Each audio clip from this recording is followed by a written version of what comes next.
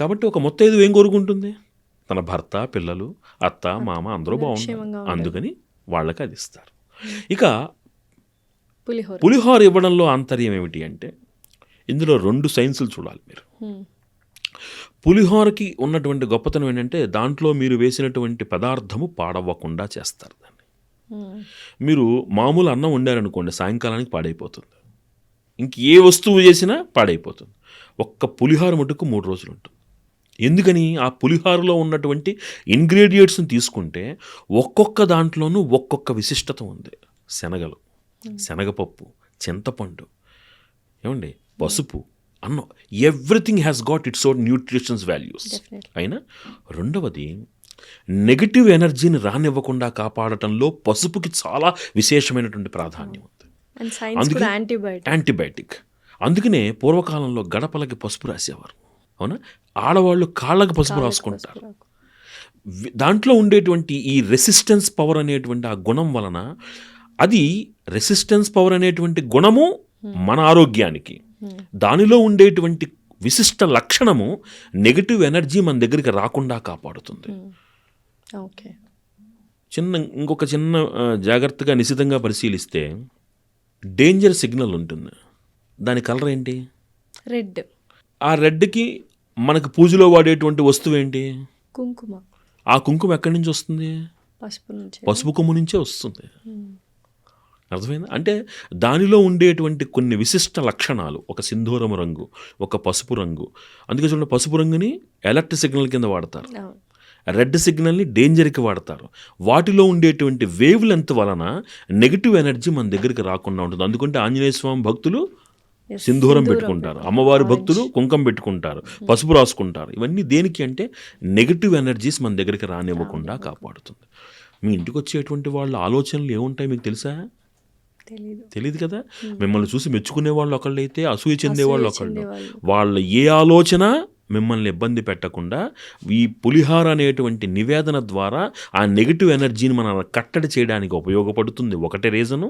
2, అమ్మవారికి ఇష్టమైన నివేదనలలో పులిహోర అత్యంత ప్రాముఖ్యమైనది. 3, ఏ బ్యాక్టీరియా అంటకుండా ఆరోగ్యంగా మన ఇంటికి రావచ్చు. So science and tradition negative ఎనర్జీని దూరం చాలా ఉంది. అందుకనే సనాతన ధర్మము అది ఒక మతము కాదు. In every step of your life, మీరు వేసే ప్రతి అడుగులోనూ ఒక సైన్స్ ఉంది. అఫ్కోర్స్ ఈనాటి కాలానికి ఆ సైన్స్ చాదస్తం అనిపిస్తోంది ఏమో, ఇప్పుడు ఇలా అనిపిస్తుంది, రేపు పొద్దున వాళ్ళు నిజం తెలుసుకుంటారు. మళ్ళీ ఓల్డ్ ఈజ్ గోల్డ్ లాగా పాత పద్ధతులే అనుసరిస్తున్నారు. స్టైల్ దగ్గర నుంచి, ఓల్డ్ ఫ్యాషన్ దగ్గర నుంచి ఇప్పుడు కొత్త విధానాలు ఎలా అయితే అలవరిస్తున్నారో, పాత పద్ధతులే ఇప్పుడు అలవాటు చేసుకోవడం కూడా. ఎందుకంటే దేని గురించి అంటే మీ ఆరోగ్యం. I will tell you one thing. మొన్న నాకు ఫ్రెండ్ ఒక అతను అమెరికా నుంచి నాకు ఒక వీడియో పంపించాడు. ఒక బేకరీలో ఫెర్మెంటెడ్ కర్డ్ రైస్, అంటే పులిసినటువంటి పెరుగన్నాన్ని $10కో $8కో పెట్టి అమ్ముతున్నారు వాళ్ళు. మీ పూర్వం రోజుల్లో మీ నాన్నగారు వాళ్ళు ఏం తినేవారు? ఉదయం పూట తర్వాణి అన్నం తినేవారు, అంతేనా? రాత్రి పొలియబెట్టినటువంటి దాని అన్నాన్ని పొద్దున్న ఆవకాయ కలుపుకుని తింటే రోజు మొత్తంలో ఎక్కడైనా వాళ్ళకి ఏదైనా అనారోగ్యం ఉందా?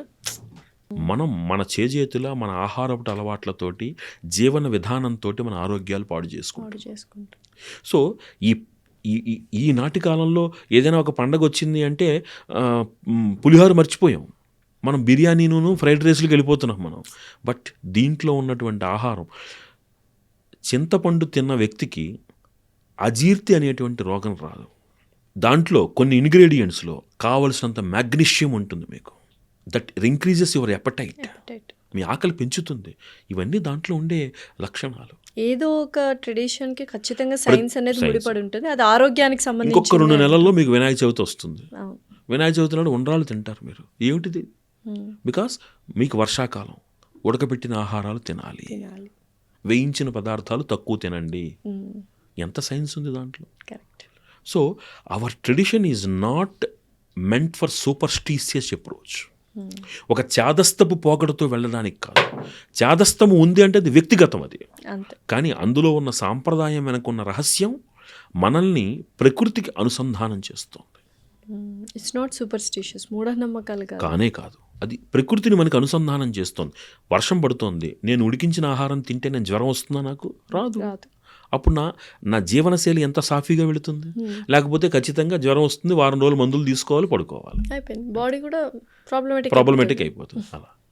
సో అంత సైన్స్ ఉంది. సో పులిహార, ఈ శనగలు అనేటువంటి దాంట్లో ఇంత రహస్యం దాగి ఉంది. సో నెక్స్ట్ ఈ మధ్య కాలంలో పెళ్ళిళ్ళన్నీ చూస్తున్నాము. ముహూర్త బలం అనేది ఎంత విశిష్టమైనదో అందరికీ తెలుసు, ప్రాముఖ్యత చెందిందో తెలుసు.